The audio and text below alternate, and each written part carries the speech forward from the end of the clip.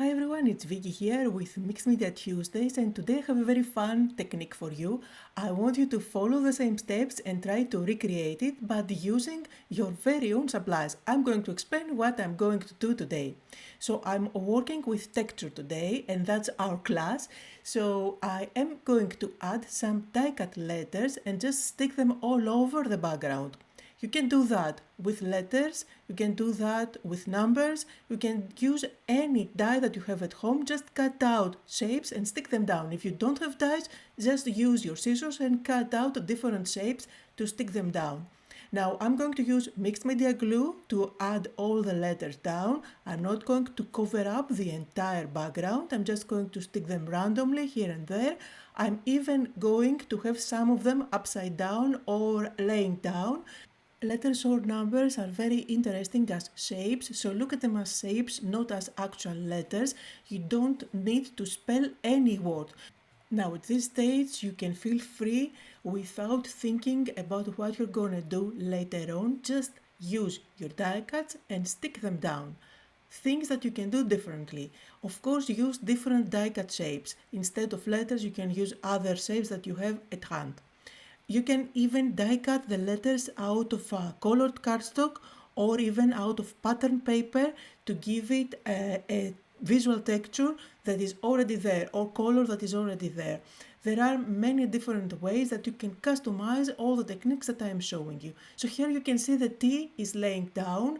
I am trying to create kind of a composition. You can see I'm not covering up the whole background. I'm just going to stick them randomly. And here is the final outcome. So now I'm using my heat gun to make sure that everything is dry, and you can see here I just found the letter Y that I haven't used. I'm just debating with myself whether I want to stick it down or not. Actually I like how the background looks at the moment, so I'm just going to leave it as it is. Use your scissors to cut off any letters that go outside of the page, and then of course I did use my mixed media glue all over the top as well as at the background. Now that you have something going on your background, it's time to be brave and add some color. Today I'm going with Distress Oxide inks and I'm using two of my all-time favorite colors, so Shabby Splatters and Tumbled glass. If you want, you can add some water on your pages before you apply your Distress Oxide ink. However, I'm just going directly on top of the page. One thing that you need to keep in mind at this stage is that you can use any colors that you like. Just make sure that they are next to the color wheel so you will not end up with mud. We are trying to do an easy background that looks super cool with no effort at all. So you see those two colors blend together nicely. You can move the page around if you like. You can add some water if you want to help it blend even more. Keep in mind that we did cover up all the background with mixed media glue. That makes the background non-porous, so the color is not going to be absorbed with the page instantly. You will be able to have some time to move things around, then grab your heat gun and make sure that this is completely dry. Now you can see how it looks at the moment, and let's bring all that texture that we already have with the die cuts into life. For that I'm using a blending brush and I'm going with dye ink, and very lightly and smoothly I'm going to go over the whole page. You will see that the ink grabs on all those edges, so it kind of brings all those letters into life. Now I'm going for a grungy look and feel today, however it really depends what you want to do. So for example I did use a blue and a greenish color for the background. You can definitely go with oranges and purples, for example. Just do whatever you like, use your favorite colors, and then on top just use a darker shade than what you have underneath. So here for example I'm going with brown, which I know is going to stand out against the colors that I have underneath. But again, the technique works with any color that you want to blend on top, as long as it's slightly darker than what you have on your background. Now I want a more dramatic look, so I'm going to repeat the same process on the borders, but this time with black dye ink. I'm again using one of those blending brushes just because they add color very lightly and smoothly without ending up with any smudges. You can even do that with brown over your letters if you want a more dramatic look to bring them more to life. However, I'm absolutely happy with how that looks, so I'm only mainly going to stay on the edges just to kind of frame my project.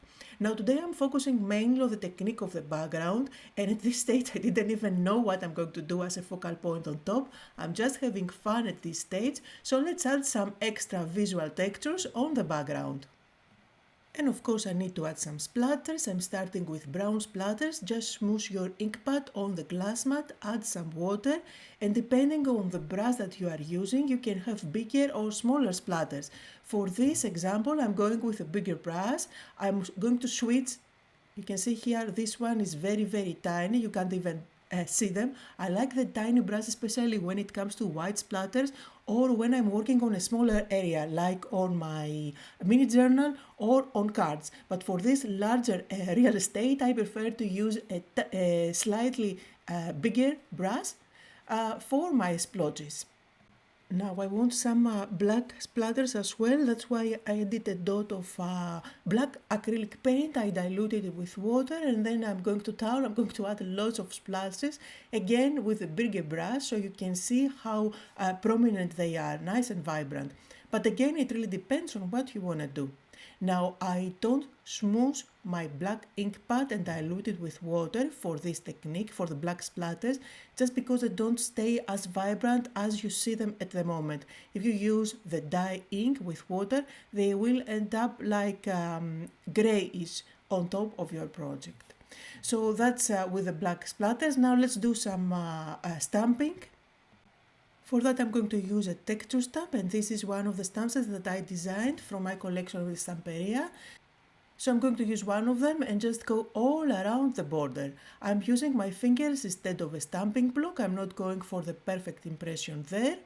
And by just stamping all around the border, I emphasize on the border even more. You see I have that black blending, now I have that black stamping, so the border is even more prominent.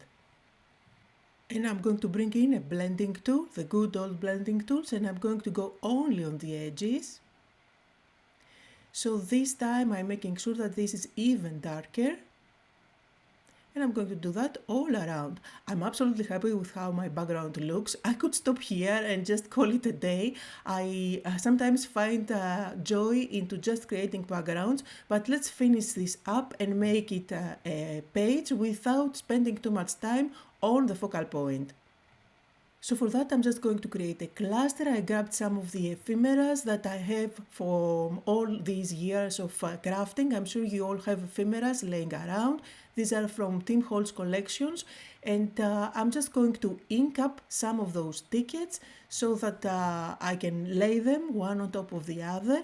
For inking them up, I'm going to use both my coffee dye ink as well as the black on the edges, which is going to define the edges even more so that when I stick one on top of the other, that's going to stand out against each other.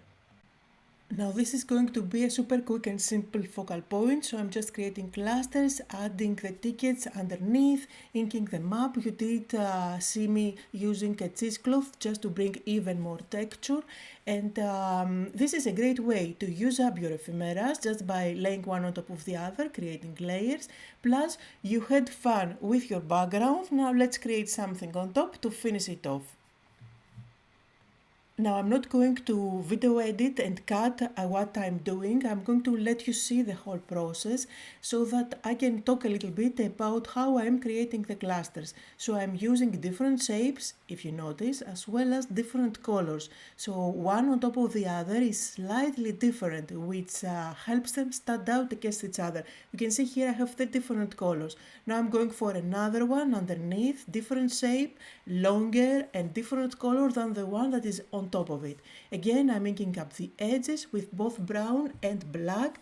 This brings the same shade and detail on all of my elements, while at the same time it helps it stand out. Now at this stage I think that I need to bring a little bit of black because I do have black splatters and a black border. So that clock is a good way to bring everything together. Now I'm just using dots of glue at the back of all those ephemera to put them together, to hold them together. You can use mixed media glue if you like, you don't have to cover it up, just stick one on top of the other. Even if it's not completely laying down, it is even better because it gives movement and more dimension on your page, while at the same time it's not that bulky for a cluster inside a journal. Sometimes we want our focal points to lay completely flat. Depending on the techniques that we want to do on top, we might cover them up even with mixed media glue or matte medium. But in this case, this is not needed, just a little bit of a glue behind and we are done. Sometimes I see people, they overdo it with glue. Trust me, those pieces don't want to escape your page. Now I'm making up that cheesecloth just a little bit so it doesn't stand that bright white. And then I need an extra focal point. For that I chose to go with this butterfly. The butterfly isn't colored, so it makes a great focal point because it is white and it really stands out against all the busy background that I do have. This is a great go-to technique. When I have a very busy background, I usually go with white on top. Now, another thing that you can do, especially if you are working with this type of colors for your background, you can definitely go with oranges, you can go with pinks and purples. They are going to stand out against that background beautifully as well. Now I usually go with a quote on all my journals, so here I have one of those chipboard quotes. It is very thick, so I'm just peeling off the backing, so this is now thinner and it's not going to add too much bulk on my journal.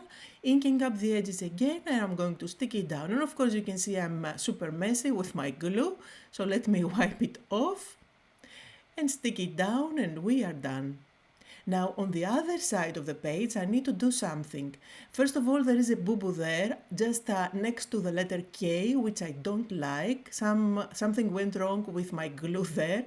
I think that when I inked up the page, that part of glue wasn't dry, so I want to cover it up somehow. So let's create one more cluster down there. I'm just playing with what I have. Once I'm happy with the cluster, I'm going to stick it down.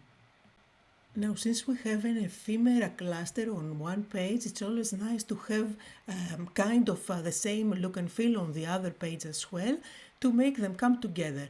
But since I do have the main focal point on the left page, I want this ephemera cluster to be slightly smaller, and this way I did bring that look and feel on this side, but at the same time I didn't cover up lots of that beautiful background. Now, completely unnecessary step, but if you are me, it is a must. I'm just using my white gel pen to add some highlights, some sketchy lines around the tickets, around the ephemera, the butterfly, wherever I think I need to.